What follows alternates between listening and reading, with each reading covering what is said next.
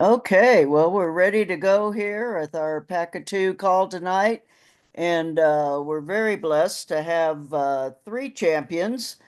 I figured if we can have an Olympic gold medalist, we might as well have an Olympic finalist and then follow with an Olympic coach.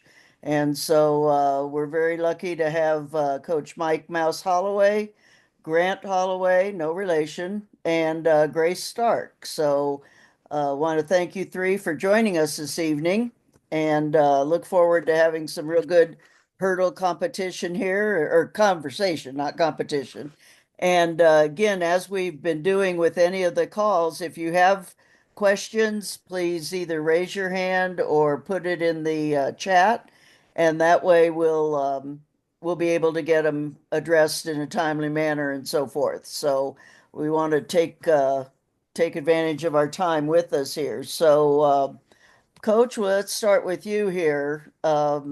Thanks again. I've been seeing you all over the place lately, so that's been encouraging. Are you going to coaches convention here next few days? I'm trying to finalize my exact plans, but I'll be down there a couple of days and definitely want to be there for the Bowerman. Oh, So of course. yeah. Now, is Grant going to be the MC again? I think they fired him. I'm not sure. They definitely did fire me. Yeah. Uh-oh. Uh-oh. I Well, will not be emceeing this year. I did not get my contract renewed, so I'm pretty bummed about it. But it's in good hands with Queen Harrison and John Anderson. oh, okay. Well, you were the entertainment there, you and John. Oh, well. I know they call me Otis Reading for a reason. Oh boy. This will be an interesting call tonight, I can tell And already. Grant So, Holloway, Otis Redding was not a part of the temptation, sir. So stop. Coach, how would you describe 2024? You've had quite a year. It was a whirlwind. I think from January with the collegiate season and the great things that Grant was able to accomplish and some other post collegiates that I work with.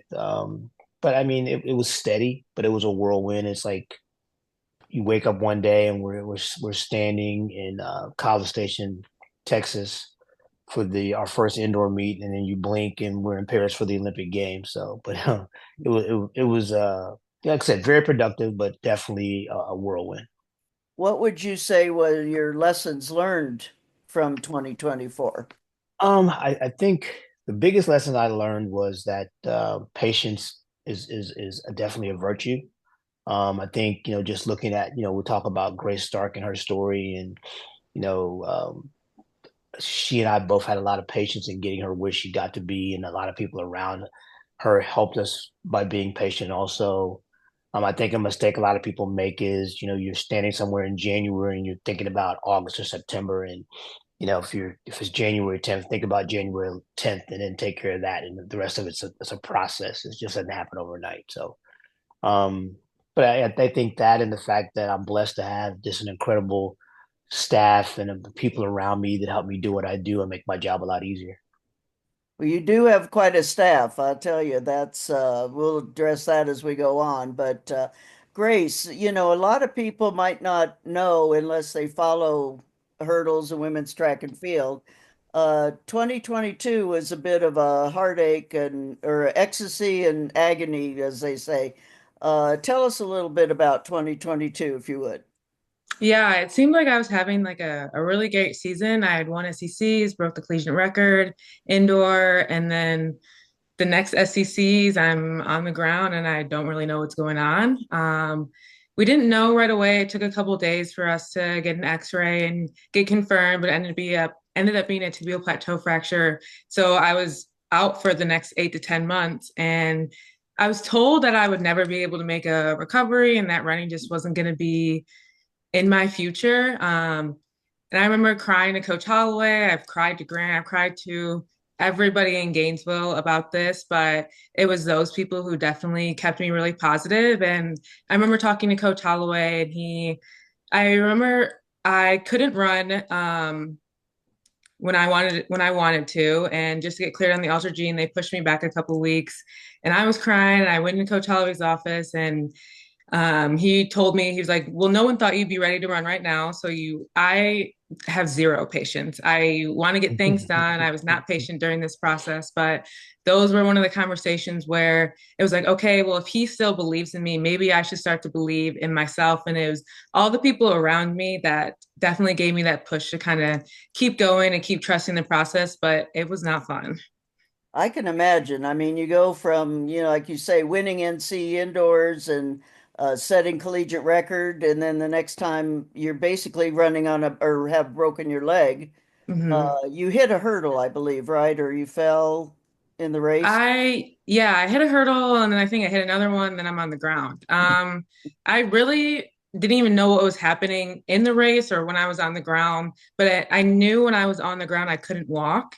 And I was like, I hope it's not my ACL. Like, that was like the big thing in my mind and ended up being kind of worse, but we got through it. Yeah, I didn't really know what to think. I've watched this is not good. I watched the race often and kind of like see what happened. And I had no idea. I thought I was maybe at like the third hurdle and I was at like the seventh hurdle. So I was really just so aloof in the race and I had no idea where I was even at the So time. this is a great follow up because I asked her many a times to stop watching the race, but now she just squealed on herself and she continues to It watch it. So happens. Yeah, yeah, you don't want to keep watching that.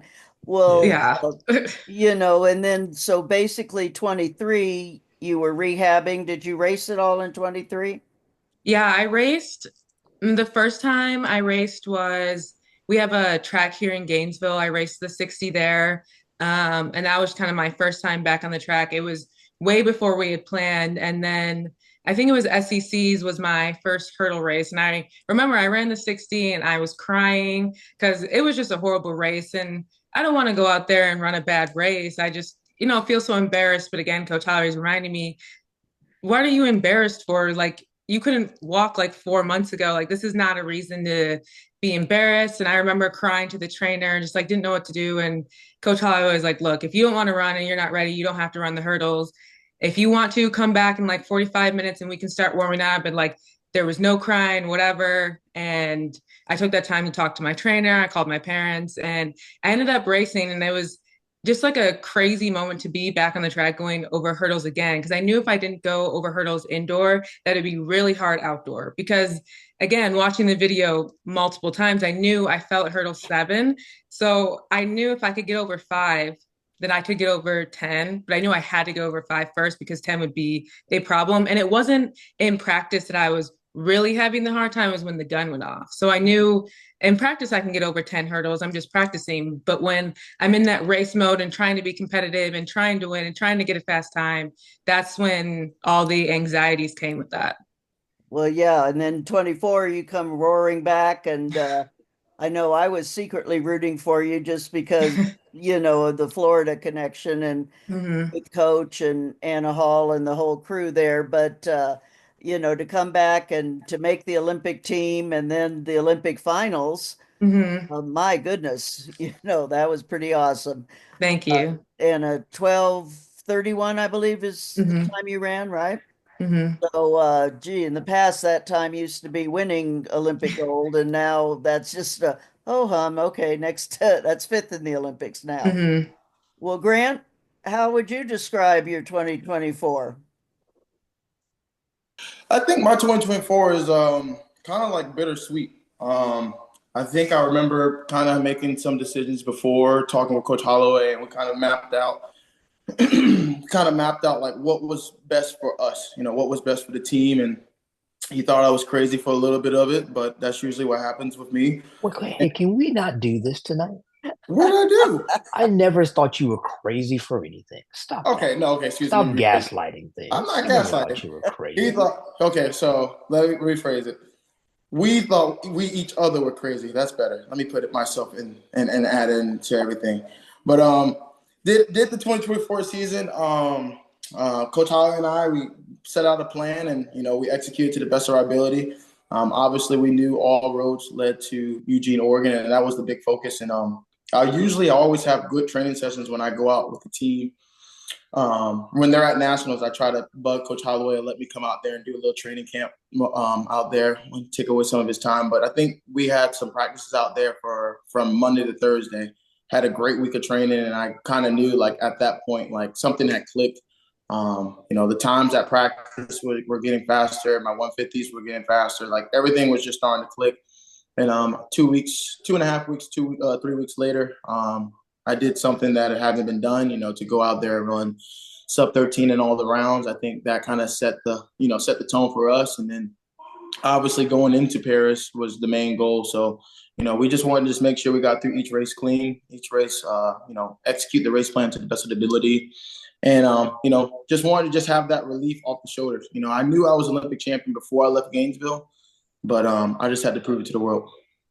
That's pretty awesome because both of you have alluded to psychological type of preparation with that. And so let's jump into that as to how do you prepare, like Grant? I mean, not being rude, but my goodness, you've won everything indoors there is to win.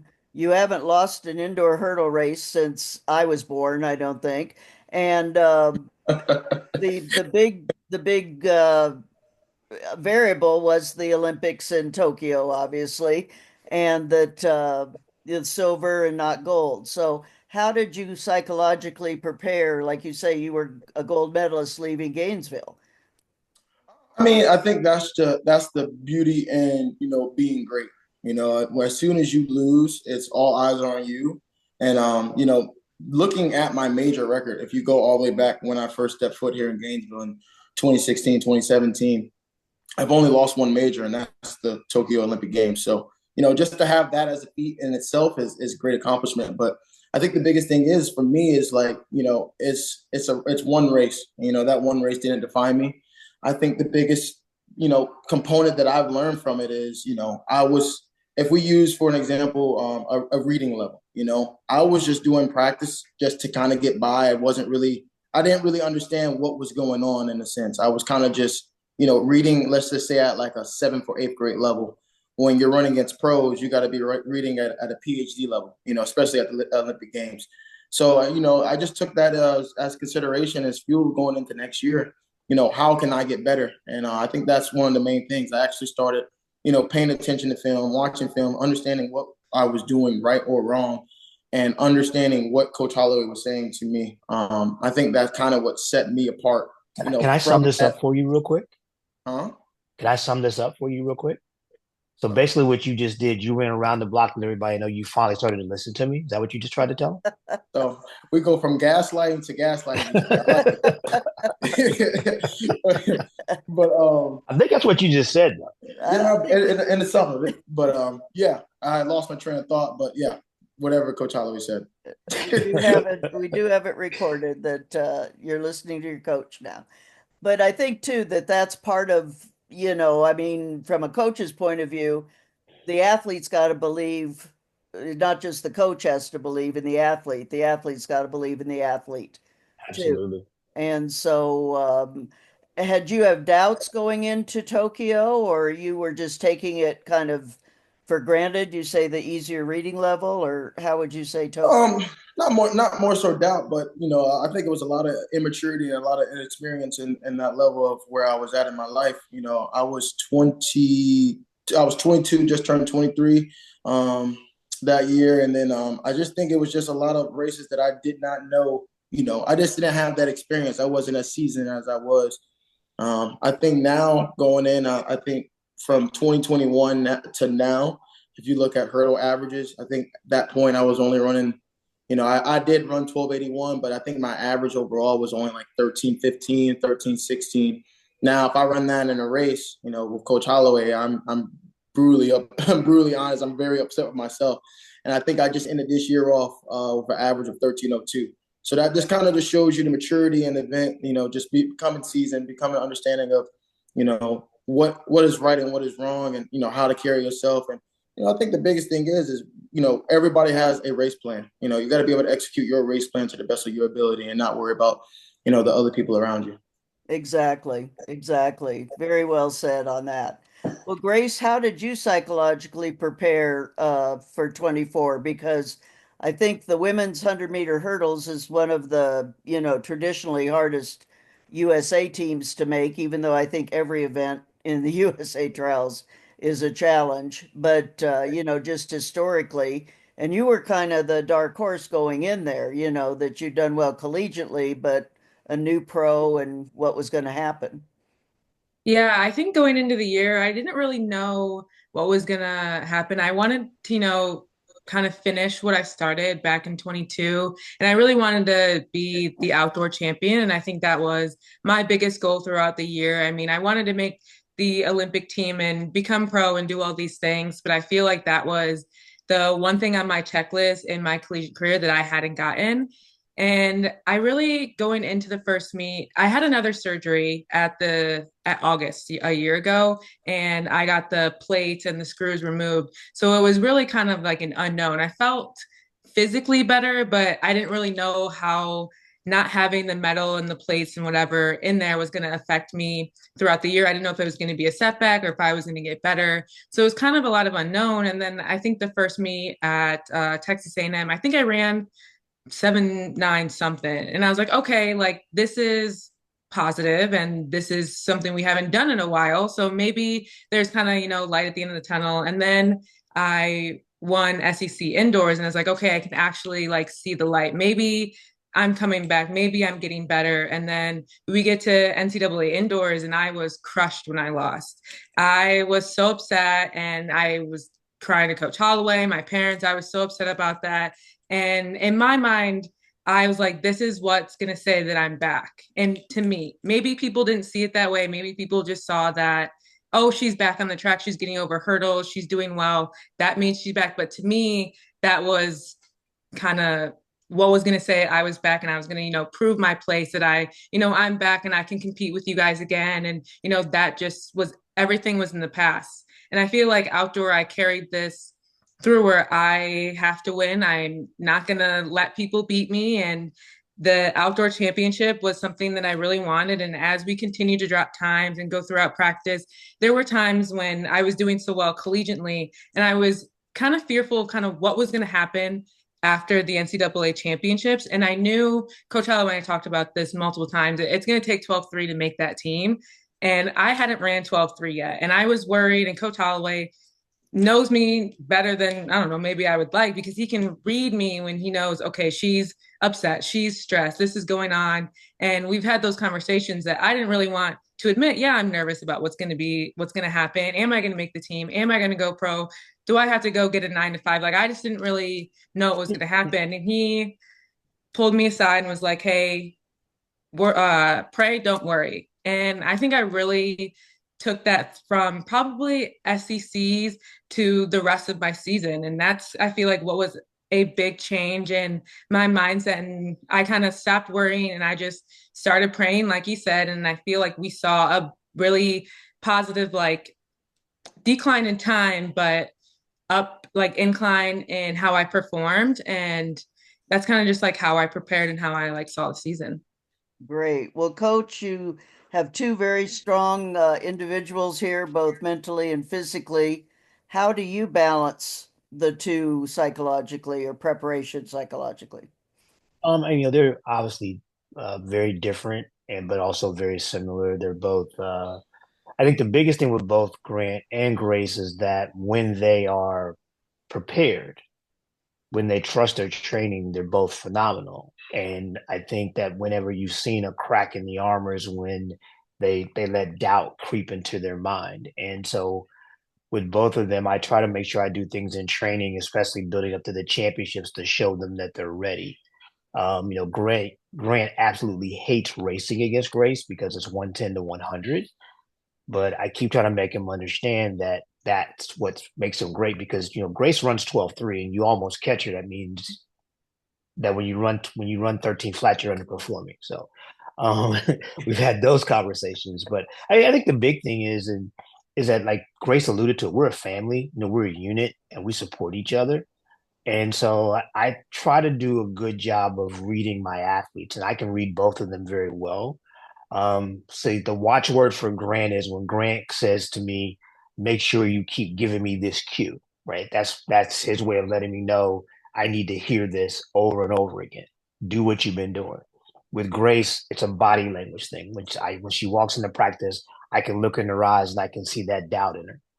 So me being able to read them is very helpful to all of us. And the big thing is it's if I get on a Grant about something, then they can talk about stuff and they can say they can talk about what I'm trying to get out of each other, that kind of thing. And Grant's very supportive of Grace and all the other hurdlers here in Gainesville. So Now, Coach, I know that you grade Grant on your races, and I'm sure Grant knows this too, and that sometimes the grades are positive and sometimes how you can improve on a 1281, but I'm sure there's ways. Uh, do you grade everybody, or is it just an individual No, situation? I mean, I grade everybody. Like, I don't. It just doesn't happen publicly somehow because of the LLC. That's what Right. happened publicly with Grant. But everybody gets a grade. But here's the thing: like, I don't ever talk to them about a grade, right? Like, Grace walks off the track and she runs 12:47 or whatever she ran to win the NCAA championship, and those people that know me, I immediately start talking about how we get to 12:3. I mean, hey, great job. You're the NCAA champion, but we need to do this if we're going to get 12:3. Grant walked off the track after 12:81, and I never talked about 12:81. I said, get the world record out of your head right now. We have to make this team. Right. And so, like, when I'm giving Grant grades, and Grant and I really don't talk about grades, we talk about one thing or two things we can do to get better. And typically what Grant is just trying to get him to put the complete race together. He's had a great beginning, he's had a great middle, he's had a great end. And I think Grant, we figured out if we put them all together, it's like 1260 something, right? Wow. We got to put them all together. That's the thing, So we talk about that, and even with Grace, like I think Grace would agree that her race at Olympics didn't match her warm up, right? You know, and when I tell you she came off the track and she was madder than after the NCAA indoor meet. So, but I like Grace when she's like that because I know we're going to get great work done after that. So it's good. It's a good thing. That is very good. Jerome, you had a question. Are you still with us here? Well, what Jerome's question was, there he is. Why don't you ask the coach? Okay. All right. What's up, Coach? Hey All man, how right. are you? It's good, my guy. All right. My question is, what is your sweet spot as far as the amount of meets in a season? Because I see people only do 5 or 6. I see people do 10 or 12. What's your sweet spot, especially like during the Olympic or championship year? I think for me, it's dependent upon the athlete. Like if we're going to use Grant, Grant's not a guy that needs to race a lot. I need training with Grant. Like the sweet spot for us last year wasn't the meets, it was the training, right? And we had a session where I think we were going over 12. It was race modeling, it was 11. And he asked for a third set. And I knew then that we were going to be fine because he's never asked for a third set, one. And he didn't ask for the third set because the second set was bad. He wanted to do it the third set because he wanted to feel it again. And that's when I knew that we were up to something. But to answer your question, I think that my system is built around rest, so I don't like to race a lot. Um, so every other week for me with my collegiate team, Grant's a guy um, that he can race once a month sometimes and be okay with it. As long as we get a race 3 weeks before the championships with Grant was fine. And yes, I did let him do the third set. I did, and he actually, Okay. and it was his best set. So that was because that's what I said to him. I said, "I'm gonna let you do this, but if we do this, it has to be better than the last one." And Right. in typical Grant fashion, say less, and he did it. So, Okay. All right. Cool. Thanks. Mhm. Okay, any other questions right now that are coming up? Okay, well, we'll keep going in, and I'm sure you guys are usually not very shy, so I'm sure that we will have Well, I see it, and Sue, I'm gonna tell you, I see a lot of people on this screen I know. Don't let me start calling you out. Paul Brown, Lamont Johnson, Marshall Wentworth. Yeah. Yeah, you got a lot of fans here that you definitely call them out with that. So now you mentioned that, with Grant, he's got strong Paul Brown says he has a question. Okay, Paul, go ahead. Mouse. What's up, man? How are What's going you? on, man? Great, great, great. I'm doing great, doing great. My question is just from a mental standpoint, how do you as coach, what are maybe your top three, two or three things that you would suggest to get the student athletes you have mentally ready for a race? Well, I mean, Paul, it's just simple as preparation. And I mean, you ran for me, and you know how I am. I just feel like we have to do the things in practice so that when you get to the line, that the race is an afterthought, that the race is just something that happens. When an athlete goes to the line and they're concerned about, whether it be your trail leg or your lead leg or your lead arm, everything should be in place. And it's just a matter of, you know, with both of these, Grace, keep your head down for 3 steps. Brett, keep your head down for 4. And we're fine, because then that just triggers everything else. So for me, I just give them one cue that I know will trigger everything else, and we'll be fine. But I think that the worst you can do, and we watched this at the Olympics. There were some people that got overcoached and coached themselves right out of running well. Like we saw some full bore workouts before races in the Olympic Games because the coaches were just trying to get it and get it and get it. They just overcoached it. And I'm just a firm believer that when we get to the show, if it's not there, it's not there. Like there's nothing you're gonna do on that day that's gonna make, like I think, Grant and I talk about this a lot. The 1281 happened because we had this incredible 2 week period leading up to it. Right. And I think that in full transparency, I don't mean to call him out, and I'll be honest with you, it was my fault because he was ready to run that fast in Paris. And this is what I told him before the race. I said, crush them for seven hurdles, and then get your ass in the finish line. I don't care what the clock says. That was on me. So just win this gold medal, right, Grant? I think that's what all of us were saying. Yes. I was muted, but yes, absolutely. Salutes. Yeah. I don't know if you saw me. Yeah, I did. Grant, what did you think during the race then? I mean, were those words in your mind as to after 7, you were like, I just got to get to the finish? I mean, my main goal of that whole race was that whole weekend was just win every round. It doesn't matter who was in my race, who I was next to. I was just going out every round. Whatever happened, happened. At that point, I hate to say it like this, I wanted to be uncoachable when I got online, so my mind was free. I didn't have to think about this. I didn't have to think about that. I wasn't worried about when I got to this hurdle. I just wanted to just go, and then whatever happened at hurdle 1 or hurdle 10 or 9, it doesn't matter. I let Coach Holloway be the coach at that point and coach me up. But, when you're at championship meets, I think where most people fail is, they try to put the cart before the horse. They're always talking about, okay, I'm going to run 10-7 but it should be just, if I keep my head down, if I do this, if I do that, if I listen to these cues, this will happen. And I think that's where, great things happen, not only as an athlete, but for a coach. Actually, if nothing else you take away from tonight, what Grant just said is major, major. Like Brooks would say, that's the key right there. That's that gold nugget to don't put the cart before the horse. As you execute, the time will come or the place will come. Definitely. Grace, what are you working on in 2025?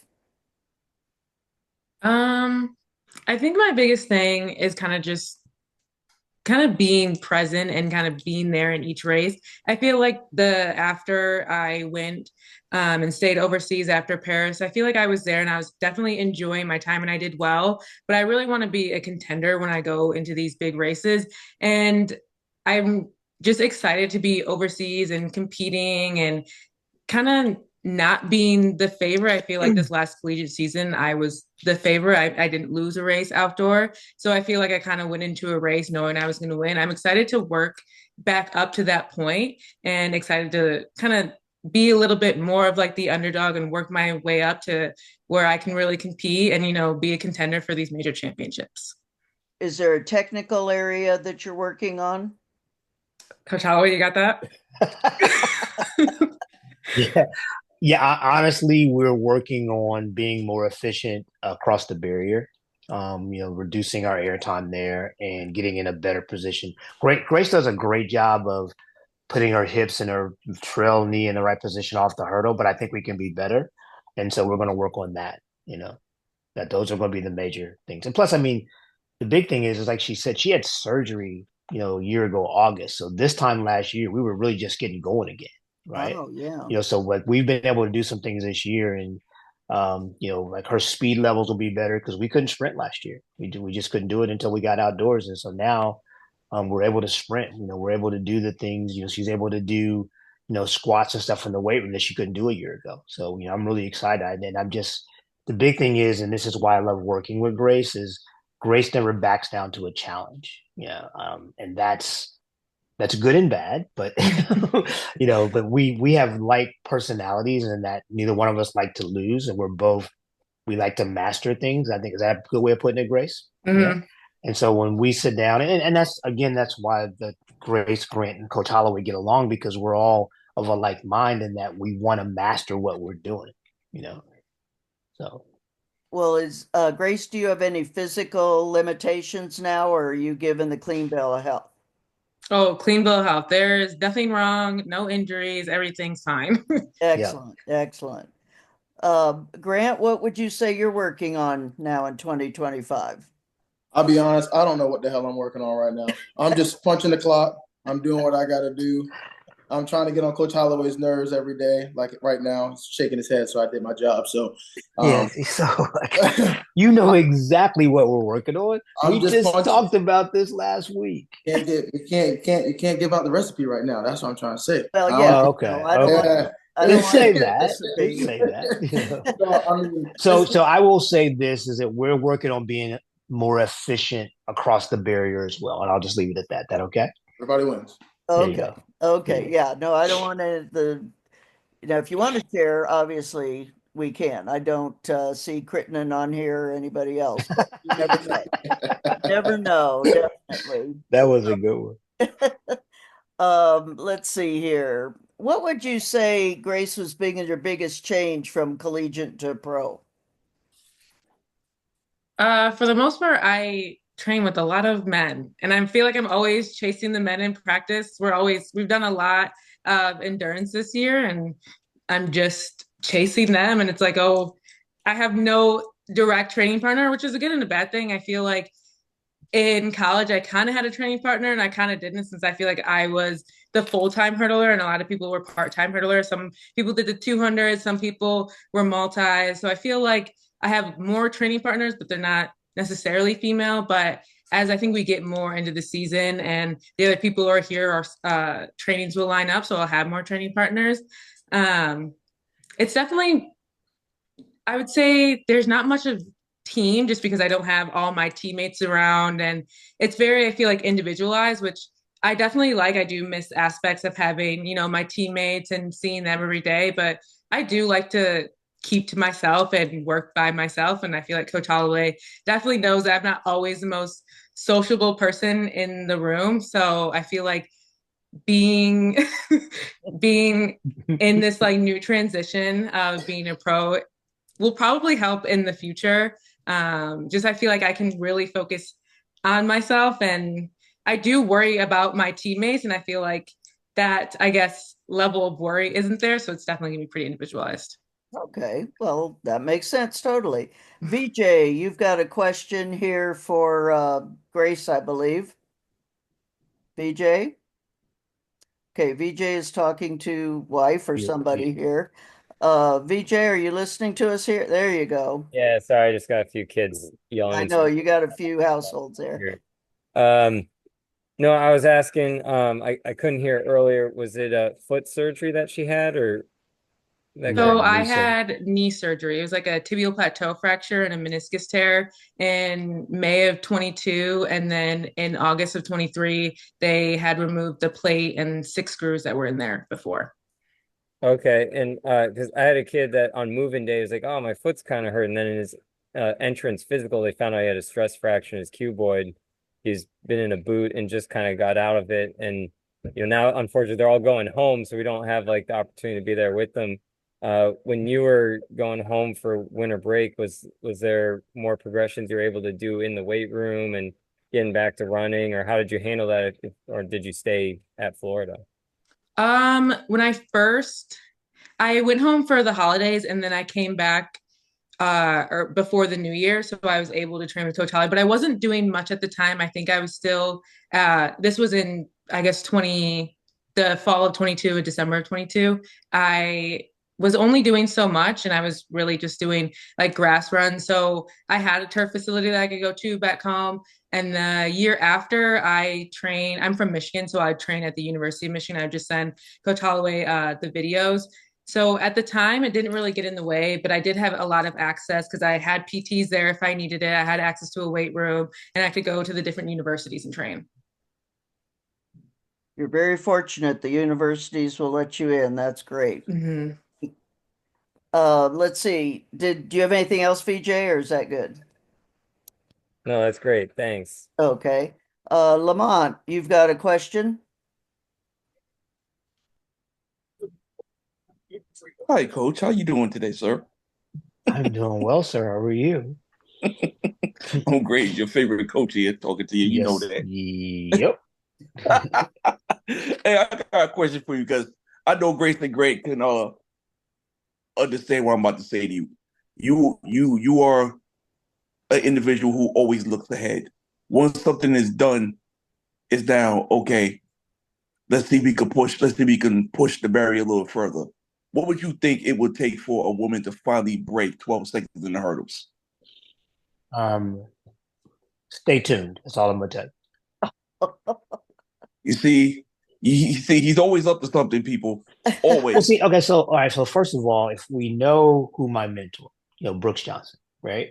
Hmm. And so as Brooks always said, if we're not coaching to the world record, why are we doing this, right? Right. And if you Right. know me well, I can sometimes be Brooks on steroids, if you know what I mean, right? So, Hmm. and so, that's a goal. It's like, I saw your comment where you said, like, I just said 12-6, like it was no big deal. But it's not a big deal to us because if we don't believe we can run 12-6, then we can't run 12-6. If we don't believe we Right. can run 11-9, we can't run 11-9, right? So, Hmm. like, if we go out there and I'm doing my film study, they're doing their film study, and both of them are doing an incredible job in the weight room. They're doing everything they're supposed to be doing. They do a great job of taking care of themselves. We believe these things can happen. But if I say to myself, right, I can't coach 11-9, then I never will. It's not going to be easy. But I do want the one thing is that I have an athlete who's not afraid. And that's the first step in the process right there. Excellent. Excellent. Gotcha. Well, Grace, get ready. That's right. The lack of fear, being willing to listen to the coach, or just being able to push yourself to God knows what limits. There are no limits, no finish line. Let's see here. We have another question. Adrian Bazemore, you've got a question? Yes, Coach Miles, how you doing, sir? Doing well. How are you? I'm good. I'm good. Grant, what's up, man? You all right? I was muted. I'm Grace. sorry. I'm here. Hello. Oh, okay. Grace, the question actually, well, my question first is for Grace. I live about an hour north of that school that you're training at, that school in Ann Arbor, that medical school. I can't remember the name of it. I mean, y'all gonna have to Okay. help me out here. So, Okay. yeah. Now, are you going to be running any meets in January, February? Because the kids I work with here, I live in Michigan, and obviously I'll be at a lot of the meets. No, I won't be running in any meets in Michigan. You put one on there, Bazemore. Have to have something special. Well, they have their they have a bunch of indoor meets there. I mean, Grace knows all about it. They have a Yeah. bunch of indoor meets there and Hmm. Eastern Michigan, Central. So I didn't know if since she's training there, I didn't know if she was going to run a couple meets or not. She just trains her over the break when she's home Yeah. for Christmas. Yeah. I'll only be there for about a week, maybe 10 days. Do me a favor and just yell "Go Green" just to make everybody mad for me, okay? Um, I don't think I can do that. I'm not a Michigan State fan. Uh-oh. Uh-oh. We better move on here before we have a revolt here. What I'm not sure if people know, but Grant was a 26 foot, high 26 foot long jumper. in college, and a Windy, like a .22 or something, 27-foot long jumper, and a 7'1" high jumper. So Grant's got a little bit of jumps in him here, some talent. Uh, Grant, do you ever miss those events? Absolutely not. Absolutely not. That was many, many moons ago. And yeah, I did it for literally for those rings right behind Coach Holloway's head. That was the only reason why. I Okay. want I wanted to set the Gators, apart from everybody else, and what I had to do, whatever I had to do for the team. And I think even when I was on the team, I had a great band of brothers. I wanted to do anything for, and I think that 2018 year we really put all the pieces to the puzzle together. To be indoor NCAA champions, and then outdoor men and women SEC champions. So whatever I had to do to hold up a trophy, that was the main thing I told Coach Holloway. Yeah, I mean, 12 NC2A championships. Coach Holloway's got, like you say, the rings and the trophy pictures behind him there. Definitely a tribute. And again, Grant was a major part of those when he was there. Great, Grant and Grace. Paul Brown has a question for you. Hey guys, my question was, given the success you had in high school, when you had the success that you achieved in college, how did you handle it comparatively? Grace, you want me to go ahead first? Sure. To be honest, like I don't ever really think I had great success in high school, to be honest. If you look back at my track record, I was I was a fast hurler, but I wasn't the fastest. I was I say above average, but not like A+ level. I think the biggest thing for me was I if you know my history, I never made a World Junior team. The first team I made was Doha in 2019. So everybody, all the people that I was in class with made teams, and I was always the one left out at home. So I just think my success in high school was just, it was okay compared to most of the people that are coming to college now. I think when I first won in NCAA's, I think I really just wanted to set myself apart from those people. I wanted to let everybody know if I was, I don't know, the 10th round draft pick, that I was better than the first round draft pick, or vice versa. So that's really how I handled my success. And then from there, became a world champion. And then from there, just, I just on a rise of a plateau now. So just continue just to, instill it into everybody that I train with. And yeah, that's really. So I want to add something to this, because Grant being Grant, he leaves things out sometimes. And the big thing there was, like he said, he wasn't the best guy coming out of high school. He had never made a team. Any team he tried out for, if they were taking three, he got fourth. If they were taking two, he got third. It was always close, but just not enough. And I remember in the 2019 World Championship trials in Des Moines, he was carrying the weight of that. And, I don't know if he remembers, he probably tried to forget this, but before the semifinal, like, he literally went out to the track and he couldn't get to the first hurdle. And, I remember looking at him and going, "What's wrong?" He's like, "I don't know. I just don't feel like myself." And so I called him over to me. I gave him a hug, and it's asking to trust, and it happened. So I don't think people understand, like, the weight that some athletes have to carry. Like, he goes from a guy that never made a team, who is now expected to, revive hurdling in the United States. And that was a big axe to bear. It was really a big cross to bear, I should say. And so I'm just proud of him for being able to handle the pressure that others put upon him, because we don't talk about those things. But in this world of social media, in this world of other people's expectations, it gets to be a little rough sometimes. It does. Grace, following up on that, Paul wanted to know how you handled it. Yeah, I think for me, I was pretty successful in high school. I had state titles and I won a national title, and then I went overseas for the Youth Olympics and I won that.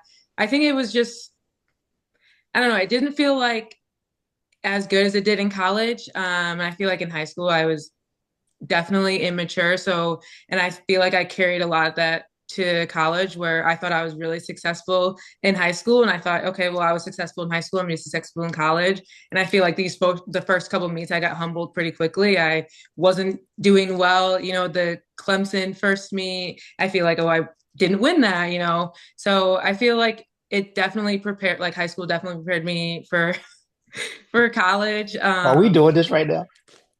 Maybe. Are we doing this right now? Okay, I'm gonna let you finish. I ran I'm like not gonna. eight. I'm I not ran gonna like stop. 8.3. And by the end of the season, I ran like 7.9. So it worked out, but I definitely feel like there was a little bit of immaturity and feeling like I was going to be able to, come in and win. So I feel like the success in high school did not prepare me for college, and it definitely humbled me pretty quick. Okay, I'm gonna let you ride with that one. But yeah, that this whole thing, I wasn't doing well. I mean, you were one of the top 5 hurdlers in the country as a freshman, so that's pretty good, Grace. She hard on herself or not? Yes, she's very hard on herself. No. But so Really? I got a question for you then, Coach. If Okay. how you just said she was a top 5 freshman, in the country. I mean, she was a top 5 hurdler as a freshman. Mhm. Do you use that? Oh, she's a freshman, so she can be top 5, or is it still No, if it's not no. first, you last type of mentality? See, no, okay, so it's and see, I'm not you, and I'm not this is not first or last, and I'm definitely not. I'm using the excuse she's a freshman, but she was running to her potential for where she was at that time in her progression, right? So I mean, she comes in as a freshman. She's the SEC runner up, and then COVID happens, and we don't know what happens after that. But if you remember, Grace, the workouts you were having before the national meet, we were getting ready to run 780 low there. So Mm-hmm. I think you have to understand that it's relative to me to where we're trying to get.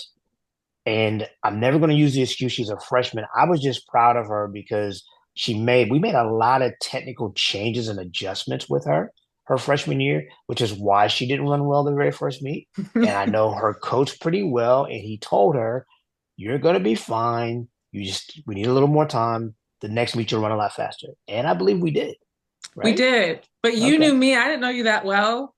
I could have just taken your word for it at the time. I believed you. Of course, if you say that to me now, I mean, look, you told me I would run 12.3 in January and I ran 12.3 in June. So I believe you now. But at the time, I'd only known you for like 6 months. I didn't know if you were like, I just got to hype her up and, let her believe she can do this so she maybe does it. I needed to see that for myself. That's fair, but you know me, I don't hype you up. If I tell you you can do something, you can do it, right? Yes. Yeah. What, Grayson, following with that, what helped you gain the trust, or how soon did you gain trust in Coach Holloway then? Definitely after the indoor season. I feel like as that indoor season, my first year went on, Coach Holly will talk about when I slammed the door on his face when I first met him. I was very nervous around him. To me, he's like, oh my gosh, he's Coach Holloway. He's a great coach, Hall of Fame. Like he's this really, really good coach. So I'm nervous to be around him. Grant's laughing. I felt the same way about Grant when I've seen him on campus. I'm like, oh my gosh, it's Grant Holloway. He's so successful and all these things.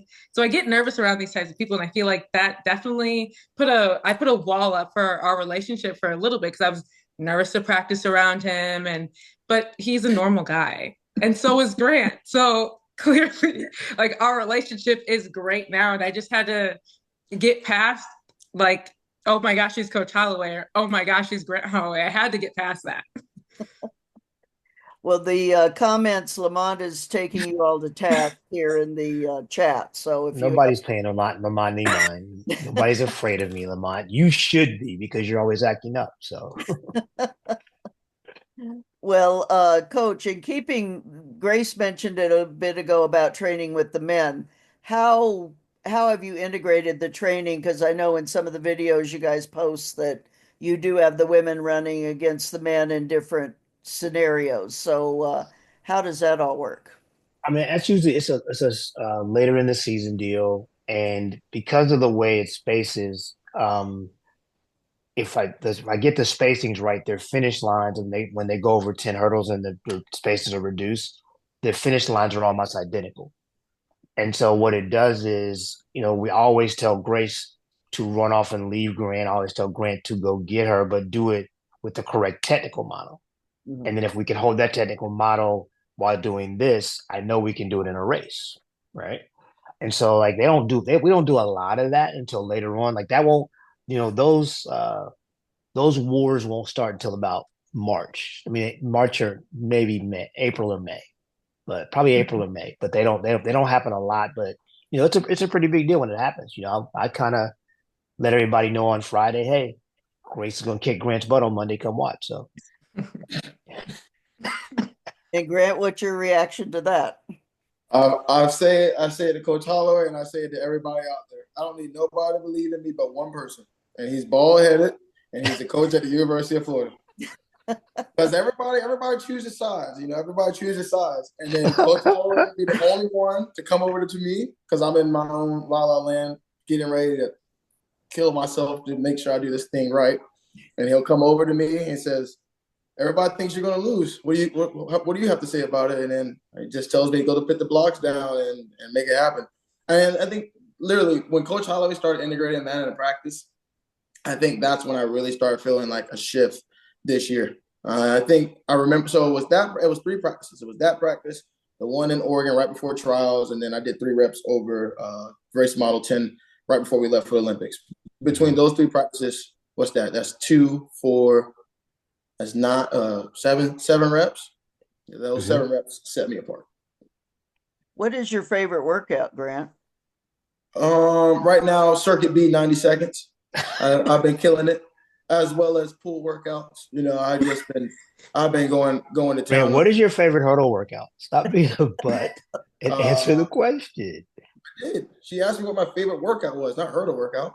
Okay, so pool workout and what do you Sue, do in he the can't pool? stand the pool. He's not. I He, was he going to hates the say, pool. you're one of the first ones that I've He heard. can't stand the pool. They fake it till you make it.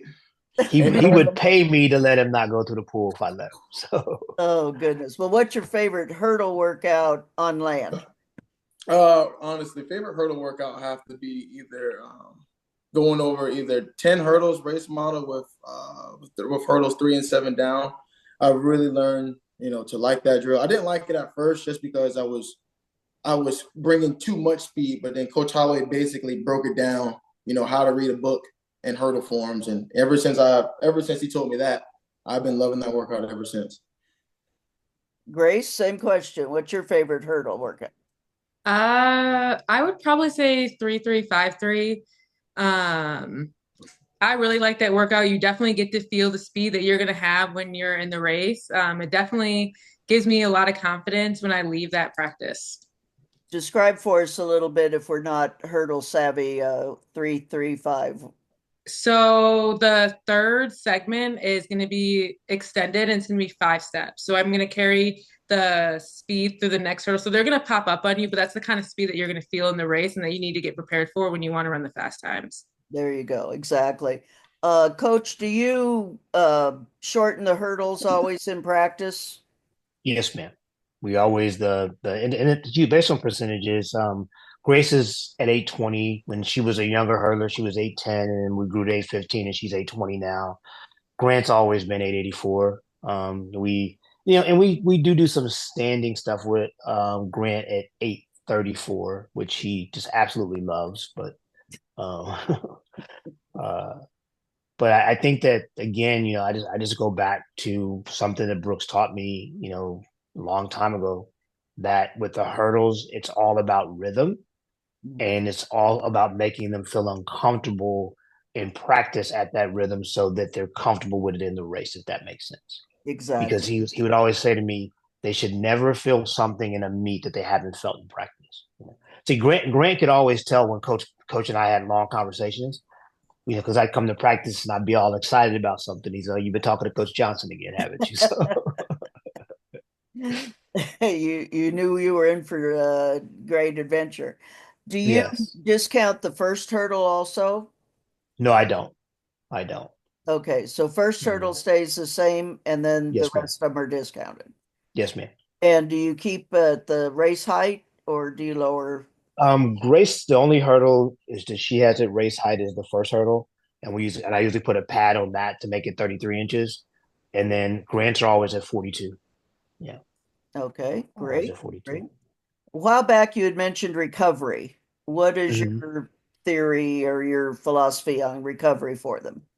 I think the big thing for me is I just think so. We go pretty hard on Monday with speed and Tuesday with endurance, and then Wednesday is just a recovery day where like they might come out to the track and like jog in 800 meters and just do some barefoot grass strides just to get get that gunk out of their system. So it's a very light day. We don't lift weights on Wednesday, so it's just about recovery, going to the trainers. Grant has a team of people that works with him, and so I think so if they leave me at say 2:30 on Tuesday and I don't see them again until 1:30 on Thursday, that's 48 hours of rest, right? And then we're speed hurdling stuff on Thursday, we're endurance or the pool in this case on Friday for Grant. And then I don't see him again until Monday. That's 72 hours of work of rest. So I think that that's something that it has taken over time, but that is, I think, the key to our success here is that we train when we train, but then we rest hard, is basically because we don't do anything on the weekends at all. Do You know, you give them any kind of a recovery modality, or do you leave that to the trainers, or leave that to the trainers. I'm very good at staying in my lane. I'm very good at staying in my lane. and of I course mean, now we have trained professionals here. yeah, That's their job, and I don't get in their way at all. I don't. sounds good. Grant, do you have any kind of a favorite recovery plan of action or anything that your trainers put you through? Um, Not really. I mean, I just kind of, like I said, I listen to what they have to say. I mean, I have five, six people on staff that I pay to take care of my body. So it's kind of like whatever they say, I kind of go through. So I'm getting treatment pretty much every single day after practice. I've been doing it now like that for 5 years. Long time. Yeah, Yeah, long time. Yeah. 5 years now. So if I ever have a injury, knock on wood, I'm always telling Coach Holloway, "Hey, I'm going to go see Carlos at this time. Can I move my practice here or there?" And Coach Holloway knows. And I come back to practice. I tell Coach Holloway, "Give me 5 to 7 business days, and I'll be back on the track." And usually, I'm always back on the track a little earlier. Great. What kind of you say you have five specialists that work with you. What kind of positions are they? I have a Pilates instructor, deep tissue massage, acupuncturist, chiropractor, laser therapy, pretty much everything modern. I guess I should say anything that is recovery. I probably have already done it, and I'm still doing it. And I think that's the biggest key. I'm starting to get to the point now in my career where I'm blessed and able to bring my therapist to track meets with me. So I'm always asking, if I need to, in practice a little earlier so I can go get treatment before the track meet, or vice versa. Coach Holloway understands that, and I think that's a great part of what makes not just Coach Holloway himself, but here at the University of Florida, the whole program. Everybody knows what they have to do, and nobody oversteps that boundary. Grace, do you what's your favorite recovery or what's your plan? Yeah, I think Grant mentioned a great thing about the University of Florida and all the people they've connected us with. And I feel like I still talk to my PTs and my trainers at Florida, and I use some of the same people that Grant used. And I feel like all that combination of things kind of compiles into my Wednesdays. Coach Holloway mentioned jog and stride, and then I do rehab, and then I get massage later. So that kind of it's just all a recovery and rehab day for me on Wednesdays. And we filtered that in throughout the week with the practice schedule. But again, all those people at Florida that we've gotten to know. So I just basically use those people. So then if I'm hearing you right, coach, it's Monday, Tuesday, Wednesday's recovery, Thursday, Friday is hitting it, Saturday, Sunday is recovery. Yes, ma'am. And Is and that the right? Friday workouts are they're very aerobic in nature. They're at a slower pace, there's a little more volume. But again, it's the Friday for me is more of a kind of a massaging thing to get the gunk from the whole week out of there, but Mhm. also to work on their cardiovascular system. And I again we worked, I've worked really hard over the years to develop my training program and it's working out pretty good. So I'm gonna hold on to it for a while. I think you're doing all right with it. So Could you share your training philosophy with us without giving away the key to the kingdom, I guess? I mean, I think the biggest thing for me, it's a balance, right? It's a balance of speed, it's a balance of endurance, it's a balance of, for lack of a better term, of special speed. And again, the biggest component is rest. Even when it comes to the weight room, and this is something that I'm gonna give Grant credit for this. He's helped me figure out, just listening to him and being in tune with his body as well as he is, how the weights work best for him, and it's kind of fallen in for everybody. But I think again, Monday is a speed day. It's high velocity day. It's flying workouts and stuff like that. Tuesday is going to be endurance. And it depends on which Tuesday. One Tuesday is a little slower. The next one's a little more. Like say the first Tuesday might be, like say we might do but the quarter miles might do like a 6.54 that might be set at 70% of their max. And then the next week it might be like a 450, 350, and that's going to be more like 80%. So that's going to be a little faster. Wednesday's always recovery. If we're talking about our quarter milers, Thursday's totally devoted to the quarter mile. If it's talking about our hurdlers, it's totally devoted to race modeling. Grant alluded to earlier, and Grace did too.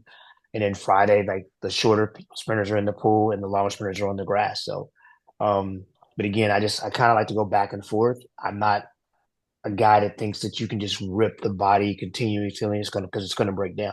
That's my thought. Then the weights, Monday is usually more of the day with the upper body stuff, the cleans, the snatches, where we're moving the weight pretty fast. And then Thursday is our heavier squat day, and that works out well because we can squat heavy on Thursday because either they're in the grass running at a slower rate or they're in the pool. So that just helps them recover from those lifts. Do you do a lot of grass work Yes, ma'am, I do. all Like, at season? least yes, like we don't come out of the grass until probably, well, indoors will come out about 5 weeks before conference, and then outdoors about 5 weeks before conference. But Okay, some of our questions here. Paul, do you want to ask your hurdle question? I had two. One, um, at any point, do you ever use raise height in practice? And then secondly, at competitions and warm-ups before races, do you still discount hurdles? the answer to the first question is, for the men, I'd say 90% or more of our workouts are at the race height, the 42 inches. With the women, never, other than the first hurdle. And before races, I definitely discount them because I want them to feel that rhythm going up when they go out into the track. So I definitely discount them for sure. Okay, and how about the warm-ups at competition, the same thing? Yes, they're always discounted in the warm up. Yeah. Okay, VJ? Yeah, no, Grant started talking about, or our coach mentioned Grant did some different things with weight. So I was going to ask, like, what do you typically do now at your current training age with weight training compared to what you did in college? I'm still It's following the totally same plan different, right? that I'm Totally still, different in terms of your volume, though, right? oh yeah, I'm still following the same plan that Coach Holloway provides for me. I think the biggest thing is I'm getting up there to that point where I know I like to lift heavy and I know I like to lift more. So I kind of allow Coach Holloway. I kind of asked Coach Holloway to allow me to go in the weight room and do a little bit more stuff that I think is a little bit more catered towards myself. And what about like for preseason versus, when you're actually in season, um, going into your competition season? Yeah, preseason is pretty much, we have about like a 5 to 6 week period where it's just like we're just trying to get in shape. So this year, Coach Holloway just challenging me just to go out and run about a mile and a half, give it pretty much every other day, and that does not as fast as you can, but not walking pace. Just to kind of just get back in shape. And then it's the same thing with the weight room. It's just going in there, get strong, figure out what works best, and then when we start the first week of fall training on the track with Coach Holloway, it's not like we're all, it's not new to us. It's not like we're shocking the system. Anything else, VJ? I guess like in the Olympic lifts, like do you kind of do those year round?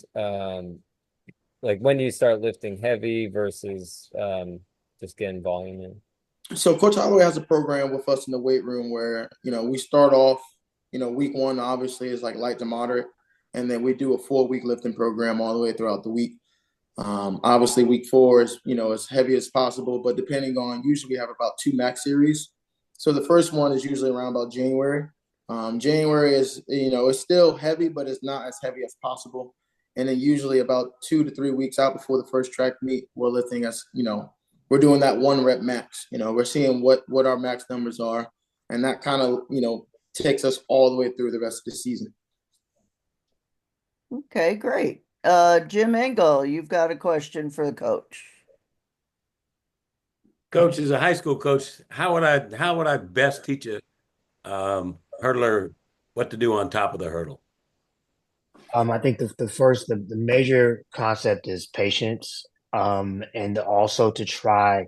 I've been working with this a lot with some of my young hurdlers is understanding how the upper body affects the lower body, right? There's a lot of people that want to have this real short, choppy lead arm, and the lead arm needs to mimic the lead leg. So in order to get that timed up, the lead arm has to be a little bit longer and come outside, like really right, come right across the trail ankle. If that makes sense, right? Yes, sir. Because that gives you a balance. A lot of times when you see a hurdler come off the hurdle off balance, it's because they've really shortened and really been overly aggressive with the lead arm coming back, right? Probably the best term I could give to you is hurdling is simply a modification of sprint technique. So getting him in a sprint position going into and off of the hurdle is always my biggest charge, and it takes a lot of time. Grace had they both had these kind of wild trail arms coming in here, and a lot of hard work on both their parts. You can fix that, but it takes time. It's just repetition. I don't think there's any problem for me anyway. When I was a high school coach, we started hurdling in the grass because that gave them more confidence, and they've been working on technique anyway. So, thank you, sir. You're welcome. Great. Let's see. O'Neill, you had a follow-up for Grace and Grant? Yeah. Hey, hello. For Grace and Grant, I'm curious, what were your guys' favorite, or what are your guys' favorite workouts, or not workouts, but I guess I could say movements or exercise that you guys would do in the weight room? I would say for me, I really like trap bar. I feel like that is a big thing for me. And I know like if I can, get whatever weight, I know I feel strong. And if I can't get that, I'm like, okay, we need to try again, or we need to add this rep in, or we need to really make sure that I'm really strong here because this is what gives me the confidence. And I think the weight room always isn't my favorite thing. And my strength coach knows that. So he tries to make it as best as possible. And he really tries to help me gain a lot of confidence in there because I feel like coming into college, I didn't have that. So he's really worked with me, and we do a lot of things to build my confidence. And there, one of those things would be trap bar.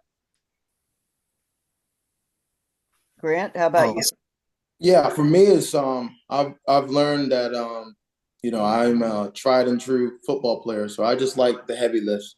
Between squats, between bench, what's that, hang cleans and hang snatch. I'm not really like I go in the weight room to I go in the weight room to get strong. Like I don't really know. I know why I'm in there and I know why I lift, but I don't really have like a favorite lift. I'm just a weight room junkie. Sounds good. Awesome. Yeah. Hey, O'Neill? one more. Yeah. Yeah, one more question. So Grant, do you feel like those football lifts benefit you for hurdling, or is it more of like a ego thing for you? They're I not think football lifts. Let's stop that. Stop that. They're not football lifts. They're Olympic. Olympic lifts. They're not football lifts. Don't say football lifts. You're gonna have Coach Holloway get upset at all of us in here. But no, I just think I just enjoy the weight room. So regardless if it's bench or hang clean or hang snatch or squat, I just love being in there, and I love just kind of just pushing my body to the max. Anything else, O'Neill? No, that's it. Thank you, guys. Great, great. Eric, you've got a question here for Coach, it looks like. Yeah, we've got a couple pretty good high school hurdlers at our place, and they're both coming off some pretty severe hamstring injuries that ended their seasons last spring. Physically, they're all good to go, but understandably, there's quite a bit of apprehension from both of them, especially my male hurdler about getting back into the swing of things. Any advice, whether this be from coach or from either of the two of you, on how to help this kid both of them get back kind of into the right space and have confidence in their body again after kind of feeling like it let them down last year? I think the biggest thing for me is it's a slow progression back to full speed. I think the biggest mistake people make, whether it be with a hurdler or a sprinter, is you know that they come back from a hamstring or any major injury, and the first thing they do is put them up hurdles and tell them to go fast, or put them in the blocks and make them go fast. So any kind of 5-step drill or rhythm drills, even shorter spacing 3-step drills where they can build their confidence back up, just slowly build them into it. And, just watching them closely, and you can tell as they start to get their confidence in things, and you can add stuff to that. Right. But I think the biggest mistake you can make is just throw them back in there. I mean, just like Grace talked about, she didn't know whether she fell at hurdle 3 or hurdle 7. But, I was conscious of the fact that for the longest time, she got to hurdle 7 and she checked up because her body was expecting it, probably because she watched the video too many times. But I think, you have to be cognizant of that. And, if they hurt themselves running the hurdles, then you have to put things in place to help them get through those mental blocks that are there. So real quick before we move on from that, I can attest I have a hamstring injury after every indoor, from indoor transition from indoor to outdoor. I guess knock on wood, hopefully it doesn't happen this year. But for me, I kind of just tell Coach Holloway, like, I'm not 100%. I think that's the first part is, knowing that you're hurt. Don't try to push it through it. Don't try to be Superman. Ask them the question, like, all right, how do you feel? Allow them to tell you the truth. And then from there, if they're not healthy, I mean, Coach Holloway knows, like, we have a protocol at this point. We go on the grass, we do some circuit drills, and then as I get better, then I start going over hurdles, rather if it's 39 or 42. Excellent. Grace, how about you? I've had some hamstring tears in the past, and I think the biggest thing with me with hamstring tears that I've realized it's a big kind of mental game. I feel like after you kind of get back into the speed and you go through all of the stuff, I feel like you kind of just have to just say we have like a button at Florida. It's called the F button. And I feel like you kind of just have to, hit that because it's never gonna feel it's a muscular injury. It's never gonna feel great. And it's never gonna feel like it was before. And you kind of just have to accept that. So again, like Coach Holloway said, get through it, do what you gotta do. But at some point you kind of just have to say, F it and just go because it's healed, it's fixed after so long, and you just have to get over that big mental barrier. And I feel like that comes with any injury, and I've definitely had to do that multiple times.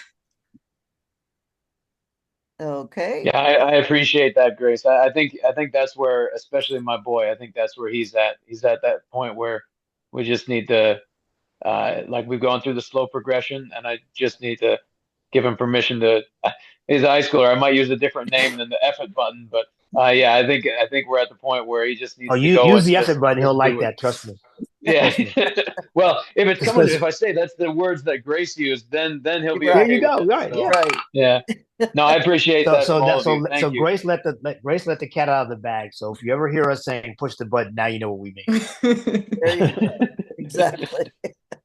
Eric, do you have any other comments or questions? No, that's great. Thank you all very much. Great. Mike Holman, you've got a really good concept question here. Coach, thanks a lot. I appreciate you doing this. Good to see you, Mike. Coaching the extended season with athletes that are still in the Florida uniform, but they have a chance to be in the trials and possibly Olympics. Any changes you make during the season, the way you train, the way you compete, knowing that they have to go deep into the summer? No, not really. I mean, I think that's I think people overthink things sometimes, Mike. Like the words, some of the words that drive me crazy is burnout, stuff like that. I think we don't compete a lot, so it's easier for me to say that, right? Like we're every other weekend. Again, we work really hard at resting. And I just believe that as long as I do my due diligence, and then whether they have a chance to make the team or not, it's the same model. It's the same thing of we want to be at our absolute best at the conference and nationals meet. So we're not gonna go to the Florida relays and then turn around the next week and go to Texas relays and turn next week. We're just not gonna just bang our heads against that wall. So our mental and physical bullets aren't all used up by that point of the year. You know, so it's never a thing of like, wow, I mean, Grace has got to run until August in the Olympics. It was just like we're gonna just do what we do, and then we come off the national meet, and I evaluate where she is. I talk to the trainers, I talk to the strength coach, and then I build the training model towards the trials off of that. Yeah, great. Thanks. You're welcome. Lamont, are you going to tactfully ask Grant your question? Good luck. You know I am. Well, get So, off there. I am out of Grant, This man won't stop. This man won't stop. there's a little bet going on in a little inner circle that I'm in, saying that people think that you can run 48, 50 in the 400 hurdles. Okay, we're done. That will make you the greatest combo hurdler ever. Here we go. Oh, hey, listen. Hey, I gotta ask. You know what I'm saying? If I don't Well, see, ask, I'm not so doing my job. Grant, do you want to answer the question, or I will just tell you when James Carter said that to me, I sent it to Grant. His response was, "Leave me alone." So there you have it. That was his response. Leave me alone. So. How about his advancing training age, Lamont? Yes. So, I know as you get older, you have, like I said, you have a great that's gonna monitor your entire career. Would there ever come a time where you and Coach Holloway sit down and say, okay, you know what, we did everything we can do indoors. Let's just focus on outdoors for the time being, because as we get older, we have to be a little bit more mindful of how much we racing. Has there ever been something that's been talked about or thought of? For me, no. I'm built off of majors. That's what I take pride in. So if there's a major championship, that's where I'm going to be. It doesn't matter when it is, how old I am. My goal when it's all said and done is to have the most majors, major championships as a hurdler. And that's something I told Coach Holloway when I first got to Florida. I want to be able to hold the most trophies up. Same thing I just said when I turned pro. It doesn't matter. Like, I just turned 27 here in November. I'm getting ready for my next major championship, but this is major. 100 days, buddy. 100 days. 100 days. I'm getting ready for my 8th major now, so that's just the main thing. And Coach Johnson, what I'll tell you is this, man, is like, again, like, because of the way we set up our training model, what you see Grant doing indoors is just part of the preparation for the outdoor season. Gotcha. We're not, what'd you run 3 races before Worlds last year? Yeah, 3 track meets. 3 track meets, yeah. So okay. Am I assuming that they're both training for China with the World Indoor? Yes, ma'am. Okay. So we got that one, definitely. Let's see, Rashad, you've got a question here for Coach. How you doing, Coach? Doing well. How are you, sir? I'm great. I'm just gonna ask an easy question because I just hear Coach Johnson in the back of my head cussing me out right now to ask a damn question. But so for that 3-3-5-3, right? Are you lowering going into the 5th step? Because I know that you said that women with the women hurdles you already have them at 30s already, right? So do you go down to 27 or nope? They're all at 30. Okay. Now, okay, so the 3-3-5-3, they're all at 30.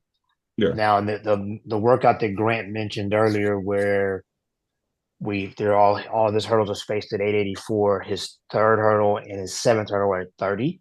Yeah. Grace's are at 24 or 21. I can't remember which one it is. I think it's 24. Okay. Yeah. Yeah, I remember that workout from Coach Johnson too. So yeah. Thank you. I'm at the 5 minute. Yeah. Thank you. Now, you talked about training for the Olympics, Coach. How about this year's schedule, which is very unique in the fact that USA's are 5 or 6 weeks after NC's, and then another 5 or 6 weeks before Worlds. How are you going to be dealing with that, or everything stays the same? I mean, for the folks that aren't running indoors, we'll probably extend the base period a little bit longer. Grant and Grace will be status quo. Week 6 or 7 will get going. With their training for the indoor season, but for the rest of them, we'll extend the base period a little bit longer. We'll probably race. We may go. There's a track here in games. We may set some guys to go over there and run a 60 or so just to break the monotony of training. But I mean, again, it's just going to be based on where we are in our training model, where we are in progressions. Like if we get to a point where I think we need a little bit more of something, I'll just keep working on that. But then the big thing is just to push things back to where it matches up to where you want to be, right? I think the thing that people say is, well, I've got to last until September, so now I've got to do all this extra stuff. But you don't have to do the extra stuff. You just have to manage the stuff that you're doing. That makes There you sense. go. Exactly. Grace, what are you thinking about the pro league that's starting? I don't really know if I have any thoughts. I mean, I think it's a cool concept, and I think it's great to, bring more eyes to the sport. And I think Michael Johnson is doing a great job at that, and he's definitely bringing more eyes and more money and more people to this sport. I think it's an interesting concept, and I think it's gonna be really fun. Are you on board? No. Okay. Grant, what are your thoughts? Yeah, Oh, I mean, I think anything that gets eyes on track and field is great. Am I on board? No. I'm just looking forward to see how it goes the first year. I think it's going to be great, but I think it's going to kind of end up how I'm a golf fan, but I think it's going to end up how golf is. You're going to have two big organizations going against each other, so we'll see what happens. I think it's great. It's track. It's no field event, so I think that's a bummer. But I think the biggest thing is we're trying to get more eyes on the event, and I think that's exactly what Michael Johnson's trying to do. Okay, sounds good. Let's see, we've got Paul Brown. You've got a question on training. Thank you guys for all the time that you've given us tonight. My question, Mouse, was related to combo hurdlers who do both the short hurdles and the long hurdles. How much emphasis do you place on, either event, like per practice day or multiple days per week? How do you handle that? This hurdle days are still Monday and Thursday, and just I think more importantly, it just depends on the hurdler strengths because if it's like I've got a freshman who's pretty good at both, but right now he's better in the 400 hurdles. So, Monday is going to be a focus on the short hurdles. We do some drills on Tuesday to help him with the long hurdles, and then Thursday is completely a long hurdle day. Now, as he transitions and become a better high hurdler, we may have to do a little work with the high hurdles before his 400 hurdle work, on Thursday. But again, it's going to, more towards the athlete's strength. Like I'm not going to, you know, I think the young man can run 48 low this year, but I'm not going to ruin that by trying to force him to do things in the high hurdles he's not ready to do just yet. Anything else, Paul, with that one? Nope, that was great. And You're good luck okay? this season.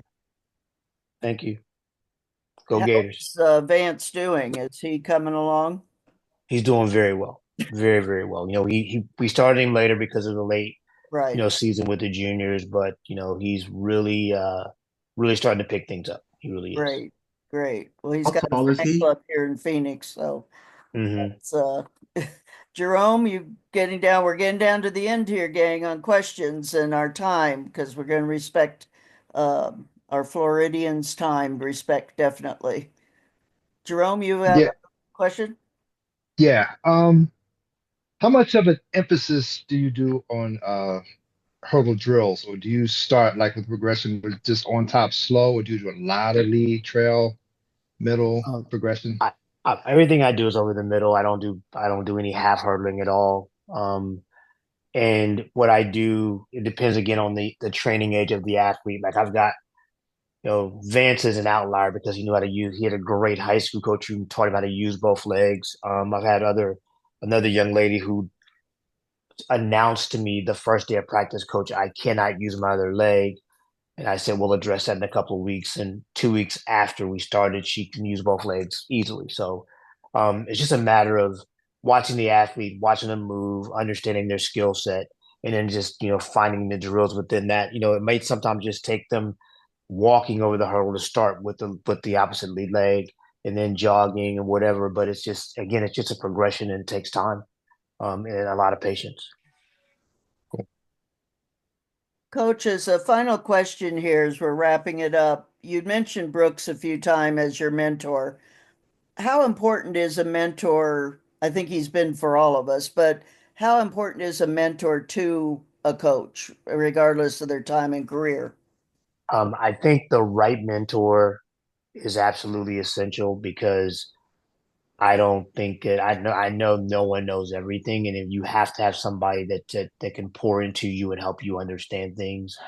I don't have to tell you, I miss Coach a lot because, I could send him a video of Grant or send him a video of Grace, and it turns into a 2 hour conversation, right?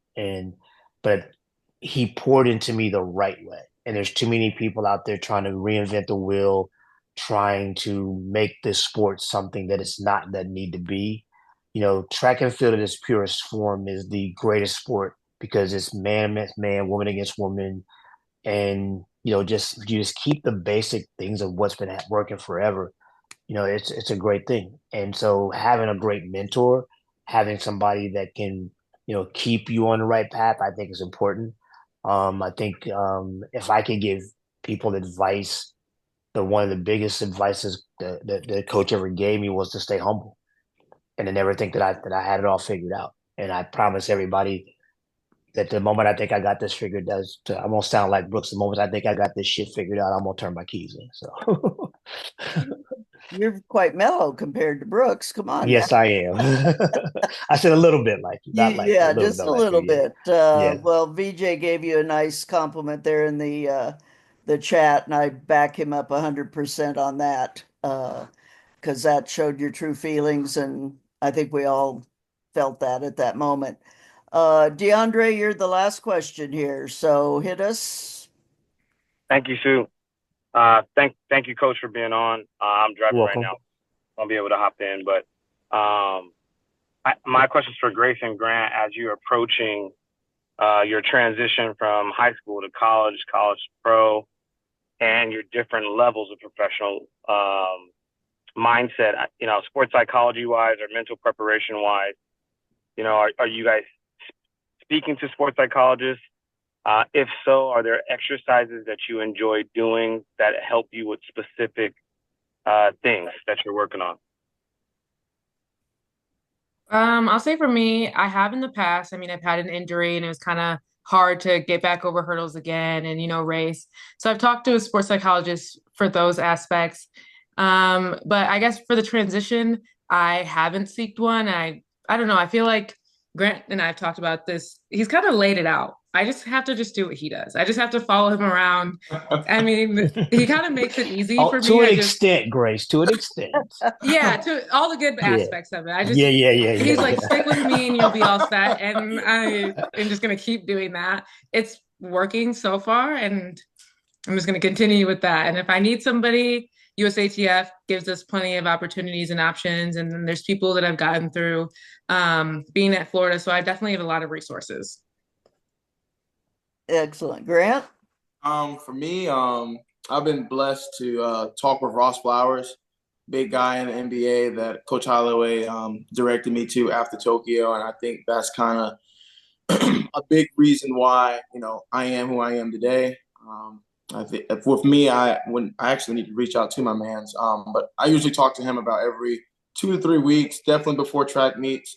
And sometimes we'll get on the phone and it's not even really about track related. He's asking about my family. He's asking about how everybody's doing.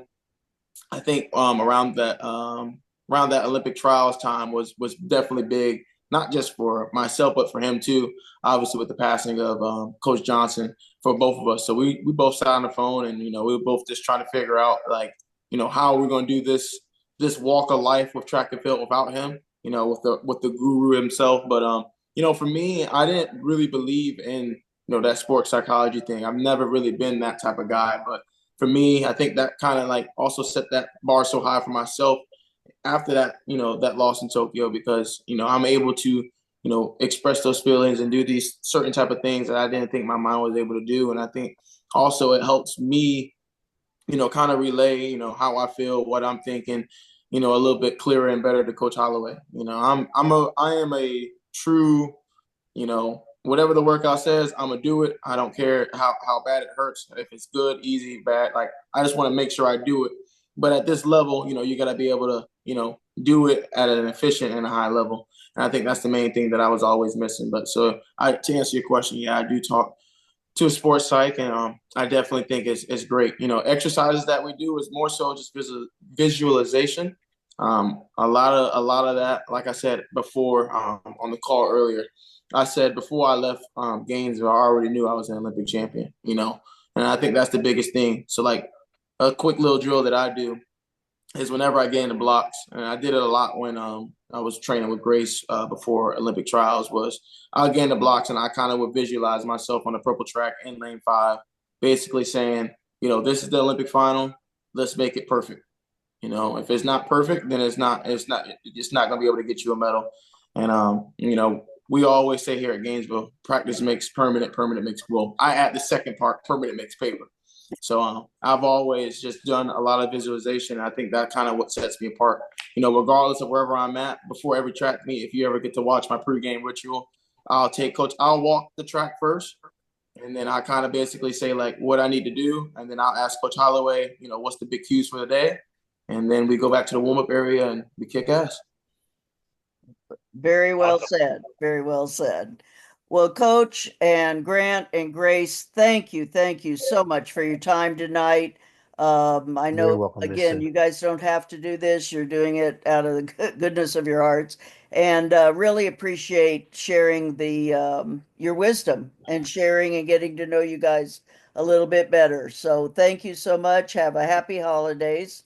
And good luck indoors and outdoors. We also are taking now a 2 week off with the holidays. So just keep posted on Facebook and we'll pick you up in 2025. So thanks again, everybody. Good Good night, night. everybody. Good night. Good night. Happy holidays, people. Happy holidays. Thank you all. Thanks, Grant. Thanks, Grace. Bye. Thanks, Coach. Thanks, Coach Holloway.